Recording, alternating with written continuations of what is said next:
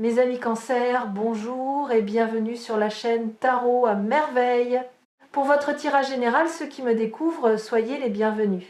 En 10 ans, j'ai vu des milliers de messages, des messages forts, des messages étranges, des messages qui m'ont laissé silencieux pendant de longues minutes, le temps de comprendre ce que je venais de percevoir. Mais ce qui se présente aujourd'hui ne ressemble à rien de ce que j'ai rencontré. Pas par son intensité, par sa précision, et surtout par la manière dont il relie des éléments de votre vie que vous avez toujours cru séparés. Des fils que vous pensiez éparpillés au hasard et qui, vus depuis l'angle que cette lecture offre, forment un motif d'une cohérence stupéfiante. Imaginez une pelote de laine emmêlée, le genre de pelote que vous trouvez au fond d'un tiroir et dont les fils sont tellement enchevêtrés que vous hésitez entre la démêler et la jeter. Votre vie, ces dernières années, ressemble à cette pelote. Des fils partout, des nœuds impossibles, des directions contradictoires. Et chaque fois que vous tiriez sur un fil pour essayer de comprendre, un autre se resserrait ailleurs. La frustration de ne pas pouvoir démêler les choses vous a épuisé au point que vous avez commencé à croire que le chaos était votre état naturel, que les choses ne se connecteraient jamais, que la clarté était un luxe réservé à d'autres. Aujourd'hui, je vais tirer sur un fil, un seul, le bon. Et quand je le ferai, vous allez voir les nœuds se défaire les uns après les autres dans un ordre qui vous laissera sans voix. Premier nœud, la situation bloquée. Il y a dans votre vie une situation qui stagne depuis si longtemps que vous avez cessé de la considérer comme un problème. Elle est devenue un meuble, un élément fixe de votre paysage intérieur que vous contournez machinalement chaque jour sans plus le questionner. Cette situation concerne un domaine précis de votre existence. Vous savez lequel. Vous y avez pensé en entendant le mot bloqué. Votre esprit s'y est rendu immédiatement, comme un doigt qui appuie instinctivement sur un bleu. Ce blocage n'est pas ce que vous croyez. Vous pensez qu'il est causé par des circonstances extérieures, par le manque de moyens, par le mauvais timing, par l'attitude des autres, par une malchance persistante qui semble vous cibler personnellement, et ces facteurs sont réels, ils existent, mais ils ne sont pas la cause du blocage, ils en sont les symptômes. La cause est ailleurs, plus profonde, plus ancienne, et c'est en tirant sur ce premier nœud que nous allons la trouver. La cause, la vraie, est une croyance que vous portez sur vous-même, une croyance si ancienne, si intégrée dans votre fonctionnement, que vous ne l'apercevez plus comme une croyance, vous l'apercevez comme un fait, comme une loi naturelle, comme quelque chose d'aussi évident et indiscutable que la gravité. Et cette croyance dit, dans sa version la plus nue, « Je ne suis pas le genre de personne à qui ces choses arrivent. » Ces choses. La réussite durable, l'abondance sans lutte, le bonheur sans contrepartie, la reconnaissance sans sacrifice. Ces choses arrivent aux autres, pas à vous. Et cette croyance, par un mécanisme que le mental ne peut pas voir parce qu'il en fait partie, crée exactement les conditions qui la confirment. Elle filtre les opportunités, elle sabote les élans, elle transforme les possibilités en impossibilités avant même qu'elles aient le temps de se manifester. En tirant sur ce nœud, en exposant cette croyance à la lumière, quelque chose commence déjà à se desserrer. Pas dans votre situation extérieure, pas encore. Dans votre rapport à cette situation, vous commencez à voir l'espace entre le fait et la croyance. Et cet espace, aussi mince soit-il, est une fissure dans le mur. Et les fissures, vous le savez maintenant, sont les endroits par où la lumière entre. Il y a quelque chose de profondément libérateur dans le fait de nommer cette croyance. Tant qu'elle restait dans l'ombre, elle agissait comme un courant souterrain qui déviait chacune de vos décisions sans que vous puissiez identifier la source de la déviation. Vous vous demandiez pourquoi vous n'arriviez pas à maintenir l'élan. Pourquoi chaque progrès était suivi d'un recul? Pourquoi les choses qui semblaient destinées à fonctionner finissaient toujours par se défaire? Et la réponse était là, invisiblement, dans cette croyance non nommée qui tirait les fils depuis les coulisses. Nommer une croyance, c'est lui retirer son pouvoir d'invisibilité. C'est la faire passer du statut de loi naturelle à celui d'hypothèse discutable. Et une hypothèse discutable peut être remplacée, pas par une affirmation positive qu'on se répète devant un miroir, par une expérience, par la preuve vécue, incarnée que cette croyance ment. L'argent inattendu qui arrive sera cette preuve. La relation qui se transforme sera cette preuve. Chaque nœud qui se défait sera un démenti concret de la croyance qui vous limitait. Et les démentis accumulés finiront par peser plus lourd que la croyance elle-même. Jusqu'au jour où elle s'effondrera sous le poids des preuves contraires et où vous réaliserez qu'elle n'était jamais un fait, juste une histoire que vous aviez oublié de remettre en question. Deuxième nœud, celui que le premier libère. Quand le premier nœud se desserre, un deuxième apparaît, plus petit, plus subtil, mais directement relié au premier par le même fil. Ce deuxième nœud concerne une relation, pas nécessairement une relation amoureuse, une relation qui vous définit, qui occupe un espace disproportionné dans votre carte intérieure, une relation dont vous ne parlez pas souvent mais à laquelle vous pensez constamment. Et voici ce que le deuxième nœud révèle quand il se dessert. La dynamique de cette relation est le miroir exact de votre croyance fondamentale. Si vous croyez que vous n'êtes pas le genre de personne à qui les bonnes choses arrivent, alors cette relation reproduit cette croyance. Elle vous place dans un rôle qui confirme cette identité. Le rôle de celui qui donne sans recevoir, de celui qui attend sans être attendu, de celui qui comprend sans être compris. Ce n'est pas l'autre qui vous a assigné ce rôle. C'est vous qui l'avez endossé, automatiquement, inconsciemment, parce que ce rôle est cohérent avec votre croyance. Et la cohérence, même douloureuse, est préférée par le mental à l'incertitude du changement. Mais regardez maintenant, le deuxième nœud est desserré et avec lui, le rôle que vous jouiez dans cette relation commence à vaciller, pas à disparaître, à vaciller, comme un acteur qui, en pleine représentation, commence à douter de son texte, qui sent que les mots qu'il prononce ne sont pas les siens, que le costume qu'il porte n'est pas le bon, que la scène dans laquelle il joue n'est pas celle où il devrait être. Ce vacillement est le signe que quelque chose de fondamental est en train de bouger, pas en surface, en fondation. Troisième nœud, l'émotion enfouie. Plus profondément dans la pelote, là où les fils sont les plus serrés, se cache un nœud émotionnel. C'est le nœud le plus ancien, le plus dur. Celui que vous avez serré vous-même il y a très longtemps, pour empêcher quelque chose de sortir. Et ce quelque chose, c'est une colère. Pas la colère bruyante et explosive que les gens voient. La colère silencieuse. La colère de celui qui sait qu'il mérite mieux mais qui a choisi de se taire. La colère de celui qui a ravalé tellement de noms qu'il forme une boule compacte dans sa gorge. La colère de celui qui a souri quand il aurait dû crier. Vous savez exactement de quoi je parle. Vous pouvez probablement identifier les moments précis. Ce dîner où vous avez accepté l'inacceptable avec un sourire. Cette réunion où vous avez laissé quelqu'un d'autre prendre le crédit de votre travail. Cette conversation où vous avez dit « ce n'est pas grave » alors que c'était grave.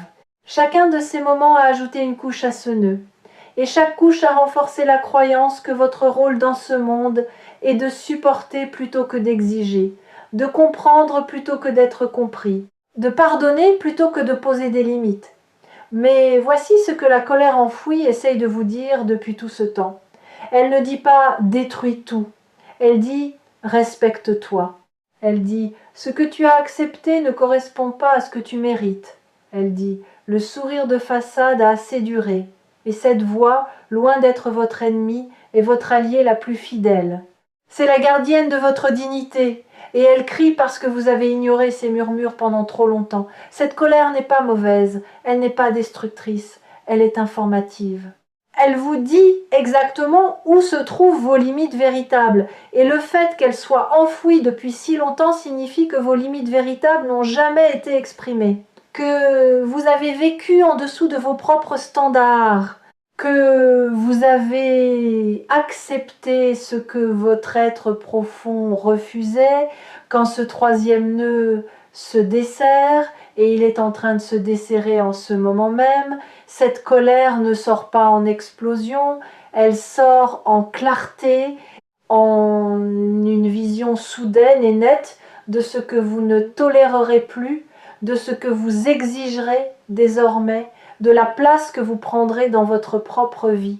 Et cette clarté, née de la colère transformée, est une force que rien ne peut arrêter, parce qu'elle ne vient pas du mental, elle ne vient pas de la volonté, elle vient du lieu le plus authentique qui existe en vous, le lieu où votre vérité attend depuis toujours. Quatrième nœud. La connexion invisible. Voici quelque chose que 10 ans de pratique m'ont appris et que cette lecture confirme avec une force inhabituelle.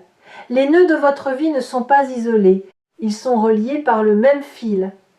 La situation bloquée, la relation déséquilibrée, la colère enfouie, ces trois choses ne sont pas trois problèmes séparés, nécessitant trois solutions différentes. Ce sont trois manifestations d'un seul et même nœud originel, et ce nœud originel, c'est votre rapport à votre propre valeur. Quand une personne ne connaît pas sa propre valeur, tout dans sa vie se calibre en dessous. Les finances se calibrent en dessous. Les relations se calibrent en dessous. Les ambitions se calibrent en dessous. Et cette sous-calibration devient si normale, si habituelle, si intégrée dans le fonctionnement quotidien, qu'elle disparaît du champ de conscience. On ne voit plus qu'on vit en dessous de soi. On pense que c'est le plafond alors que c'est le plancher. Laissez-moi vous donner une image concrète. Imaginez un musicien extraordinaire qui jouerait toute sa vie sur un instrument désaccordé. Il compenserait, il s'adapterait, il trouverait des manières de produire de la belle musique malgré les fausses notes. Et les gens autour de lui seraient impressionnés parce que, même avec un instrument désaccordé, sa musique serait meilleure que celle de la plupart. Mais lui, quelque part, sentirait que quelque chose cloche, que le son n'est pas celui qu'il entend dans sa tête, que la musique qu'il porte en lui est plus belle que celle qui sort de ses doigts. Et cette frustration sourde, cette sensation de ne jamais atteindre son propre standard, le suivrait partout. Vous êtes ce musicien. Et votre instrument, c'est votre vie. Votre vie calibrée en dessous de votre valeur, jouée en dessous de votre potentiel, vécue en dessous de ce que vous portez en vous. Et le chamboulement dont parle cette lecture, ce n'est pas de changer de musique, c'est d'accorder l'instrument, de régler chaque corde à la bonne tension, pour que ce qui sort corresponde enfin à ce qui vit dedans, pour que le son extérieur reflète la symphonie intérieure. Ce réaccordage va se produire, il a déjà commencé, chaque nœud défait est une corde réaccordée, et quand la dernière corde sera en place, la musique qui sortira de votre vie vous laissera vous-même stupéfait. Ce que cette lecture révèle, et c'est pour cela qu'elle est unique en 10 ans, c'est que votre plafond perçu est votre plancher réel. Que ce que vous considérez comme votre maximum est en réalité votre minimum. Que tout ce que vous avez construit jusqu'ici, aussi impressionnant que cela puisse sembler vu de l'extérieur, a été construit avec un bras attaché dans le dos. Et imaginez, juste une seconde, ce que vous pourriez construire avec les deux bras libres. Si cette vidéo vous a trouvé ici sur Tarot à merveille, c'est que le moment de détacher ce bras est arrivé. Pas demain, pas quand les conditions seront réunies maintenant, parce que les conditions ne seront jamais réunies selon les critères de votre mental, mais elles sont réunies selon les critères de votre âme. Et c'est votre âme qui a guidé votre clic jusqu'ici. Cinquième nœud, le motif révélé. Nous avons défait 4 nœuds, et maintenant quelque chose de remarquable se produit. Le fil, autrefois chaotique, enchevêtré, impossible à suivre, commence à montrer son motif. comme un tapis tissé dont on ne voyait que l'envers, avec ses fils coupés et ses couleurs mélangées, et que l'on retourne enfin pour voir l'endroit, et l'endroit est beau, d'une beauté que l'envers ne laissait pas soupçonner. Le motif de votre vie est celui-ci. Tout ce que vous avez vécu, absolument tout, converge vers un point. Ce point n'est pas un événement, c'est une prise de conscience, la prise de conscience de votre propre valeur. Chaque épreuve vous a rapproché de cette prise de conscience en éliminant une illusion. L'épreuve financière a éliminé l'illusion que votre valeur dépend de ce que vous possédez. L'épreuve relationnelle a éliminé l'illusion que votre valeur dépend de ce que les autres pensent de vous. L'épreuve de la colère enfouie a éliminé l'illusion que votre valeur se préserve en la cachant. Et maintenant, sans ces illusions, ce qui reste est nu, brut, irréductible. Votre valeur telle qu'elle est, sans condition, sans justification, sans la permission de personne. Laissez cette phrase résonner, sans la permission de personne. Combien de fois avez-vous attendu cette permission ? Combien de décisions avez-vous reportées parce que quelqu'un n'avait pas encore validé votre choix ? Combien de rêves avez-vous rangés dans un tiroir parce que les gens autour de vous ne les comprenaient pas ? La permission que vous attendiez n'a jamais existé en dehors de vous. Elle n'a jamais résidé dans le regard de l'autre, dans l'approbation d'un parent, dans l'encouragement d'un ami, dans le feu vert d'un supérieur. Elle a toujours été dans votre propre cœur, battant, disponible, attendant que vous la réclamiez. Réclamez-la maintenant, pas en la demandant, en la prenant, comme on prend une respiration, naturellement. Parce que c'est votre droit le plus fondamental, et c'est cette valeur nue qui va tout chambouler. Parce que une personne qui connaît sa valeur ne vit plus de la même manière. Elle ne négocie plus les miettes. Elle ne mendie plus l'attention. Elle ne s'excuse plus d'exister pleinement. Elle prend sa place, toute sa place. Et quand elle prend sa place, le monde autour se réorganise. Pas parce qu'elle force quoi que ce soit, parce que sa simple présence, ancrée dans la certitude de sa propre valeur, modifie l'équation. Les finances se réajustent parce que vous cessez de sous, évaluez ce que vous offrez. Les relations se rééquilibrent parce que vous cessez d'accepter les dynamiques qui vous diminuent. Les opportunités apparaissent parce que vous cessez de vous rendre invisible par peur de déranger. Tout bouge, pas d'un coup, comme une réaction en chaîne, domino après domino, nœud après nœud, jusqu'à ce que la pelote entière soit démêlée et que le fil, enfin libre, puisse tisser quelque chose de nouveau. Ce que cette lecture chamboule n'est pas un domaine de votre vie. C'est le fondement sur lequel tous les domaines reposent, votre perception de vous-même. Et quand le fondement bouge, tout ce qui est posé dessus bouge avec lui. Ce qui va se manifester dans les semaines à venir sera le résultat direct de ce mouvement fondamental.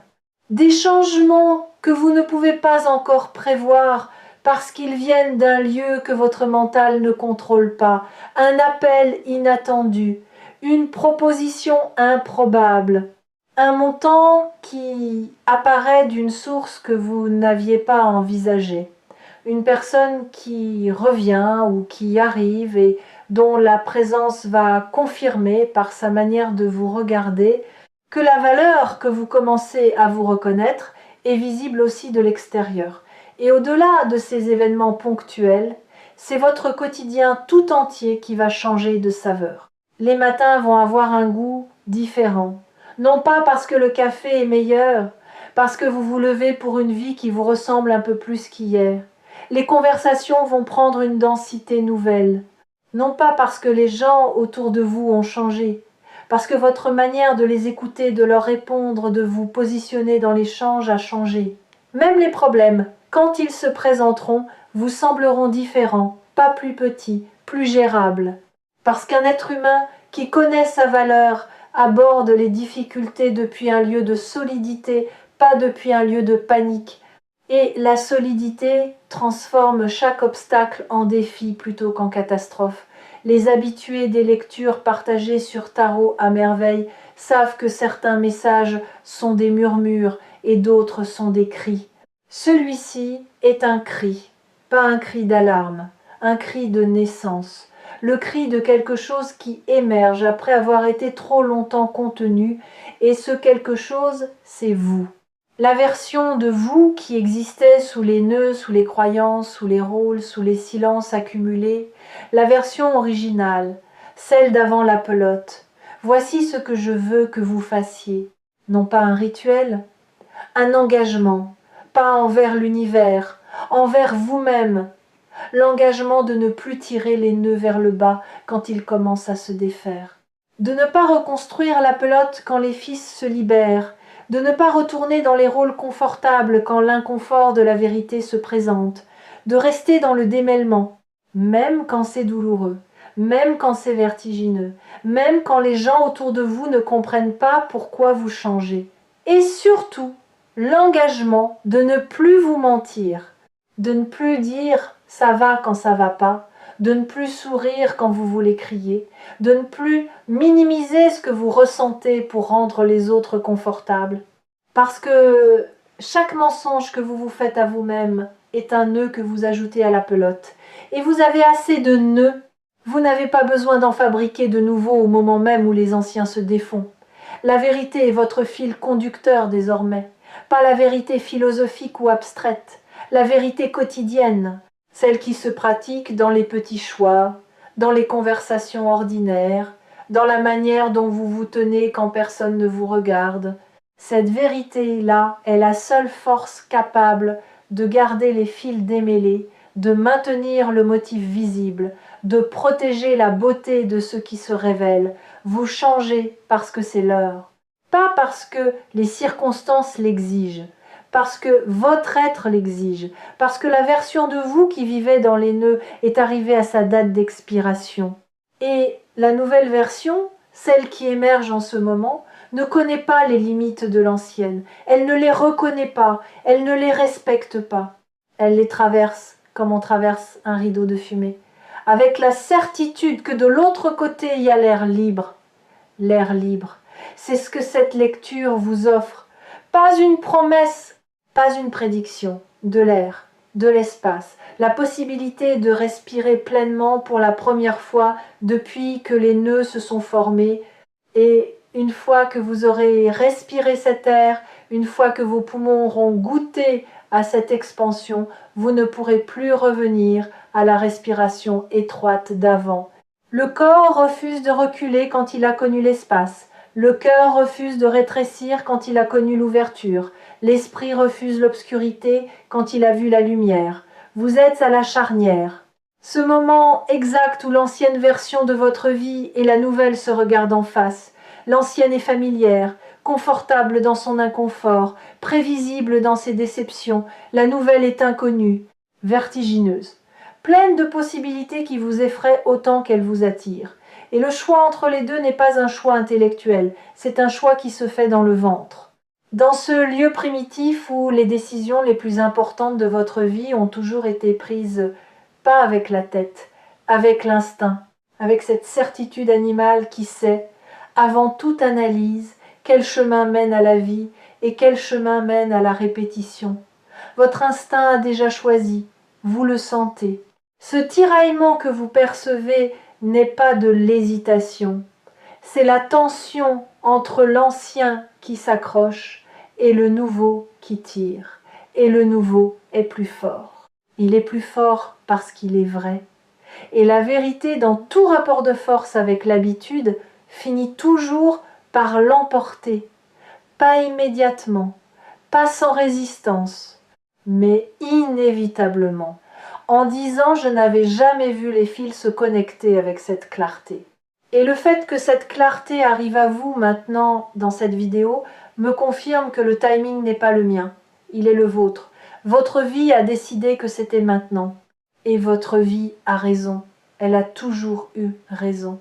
Même quand vous doutiez d'elle, même quand vous pensiez qu'elle se trompait de chemin, elle savait, elle tissait, fil après fil. nœud après nœud, vers ce moment exact. Et quand vous aurez besoin de retrouver ce moment, quand les fils menaceront de s'en mêler à nouveau, Tarot à merveille sera là. Comme le doigt patient qui tire sur le bon fil. Pas pour défaire votre vie, pour révéler le motif que vous étiez trop près pour voir. Le motif est visible maintenant. Et il est plus beau que tout ce que le chaos vous laissait croire. Plus cohérent, plus intentionnel, plus vôtre que vous ne l'aviez jamais imaginé. Tout chamboule, tout change. Et cette fois, c'est pour de bon. Pas parce que les circonstances sont différentes, parce que vous l'êtes. Et quand vous changez, vraiment profondément, irréversiblement, les circonstances n'ont d'autre choix que de suivre.